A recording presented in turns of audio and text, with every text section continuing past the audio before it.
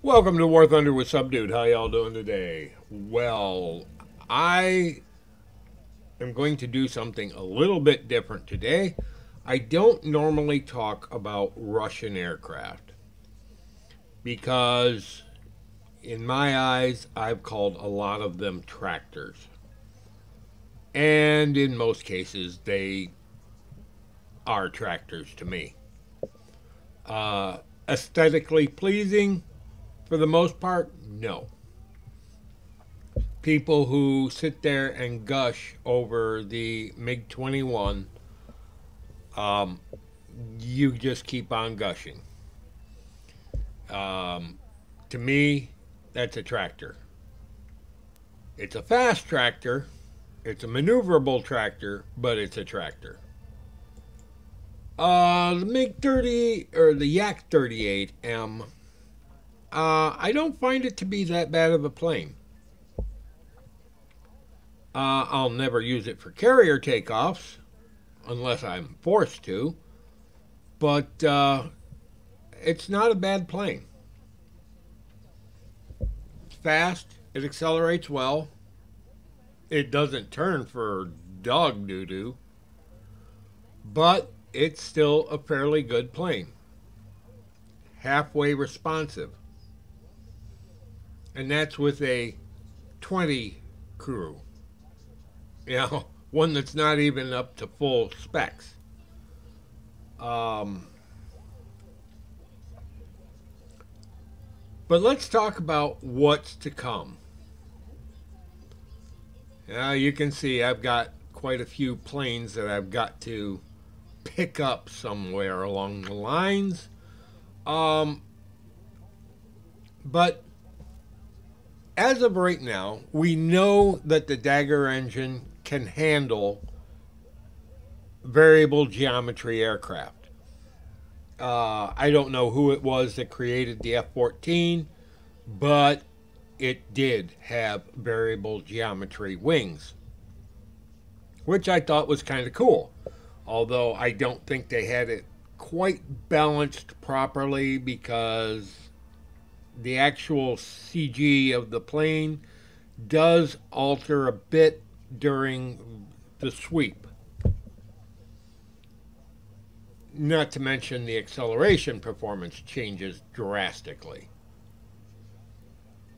But that leads to the end of the lines, if you will. The Su-7, the Su-7B, the Su-7BKL, I see the MiG-27 coming in there. MiG-27 is a fighter bomber. I also see the MiG-23 coming in after the MiG-21 BIS. What I want to see is the Su-25. The Su-25 is what I would consider one of the pinnacle attack aircraft in the world. Not to mention, it actually looks good. Now, some people are going to be like, yeah, but it's got projections coming out of the nose this way and that way, and oh, who cares? The rest of the plane looks absolutely spectacular. Slightly swept wings, lots of ordnance under those wings, um, and basically good all around performance. And I really, really do want to see the Su 7B get topped by the Su 25. Now, I'm not sure if there's other Sukhois, more frogfoots, if you will. I think there's a Su 27, not sure. Doesn't matter. Um, I'm not big on Russian aircraft. I don't know that much about them. But I see the Yak 38M as the end of a line. There really isn't anything to go after the Yak 38. unless we're going to go into really modern yaks and really modern Sukhois and really modern MiGs, like in the 29. But I do want to see the Su-25. The Su-25 would actually be what I would consider a fun aircraft for the Russians. And yeah, that's a plane. I mean, if it comes after the IL-28SH, or SH, as the Russians like to call it, I got to pick up the Su-6, IL-10, one of them, another Su-6, an IL-28, and then the IL-28SH. And I'm not going to fly any of them. That's just a given. There's no reason for me to fly them. I don't like them. I don't like the IL-2s. I don't like the Su-6s. I don't like the IL-10s. I'm not big on the IL-28s. So that leaves me with getting them, buying them, getting past them, on to the next plane, on to the next plane, on to the next plane. It's going to take a while. And as far as the bomber lines go, I'm pretty much don't care about the bomber lines. Tu-4, why would I want to get a plane that costs me 38,530 Lions to repair from a bombing run? That's if I get to do the bombing run. Because of the battle rating,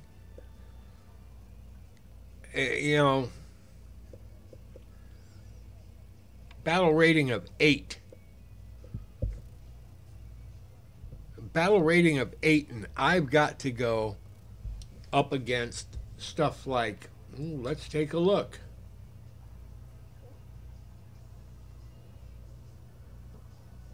F3D can catch me, F-84 can catch me, F9, F8 can catch me, the F9, F5 and 6 can catch me, the F2H2, the F-84s, the F-86, another F-86, F-80, blah, blah, blah. And if we come down far enough, we can go, oh yeah, we can also get caught by the FJ-4B with 4 missiles, or the A-4B with a couple of missiles. And they can fire those things from outside of our really effective firing range. Yeah, I'm not so thrilled with the Tu-4. I mean, you can be sneaky about it and get into your bombing range, but it still is not exactly the smartest weapon in the world. Especially at that battle rating. Yeah, it's got big bombs. Who cares? B-29 has a lot of bombs. But Tu-14T, ooh, it can shoot a torpedo.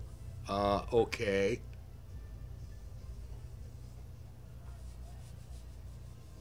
There's a lot of things. Excuse me. Didn't get to sleep early last night, reconfiguring a new computer. But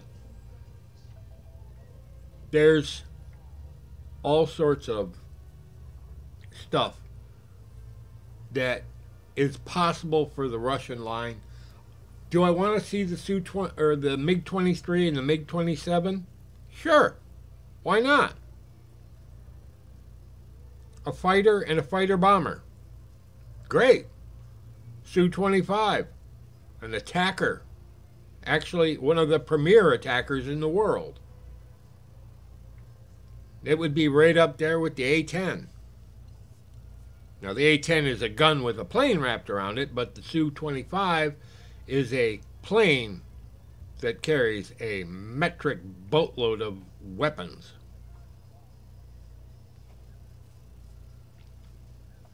Do I want to see it at rank 7? No! It'd be a rank 6 aircraft. It's slow in comparison to the Sus and the Yak and the MiGs. But it's a maneuverable slow plane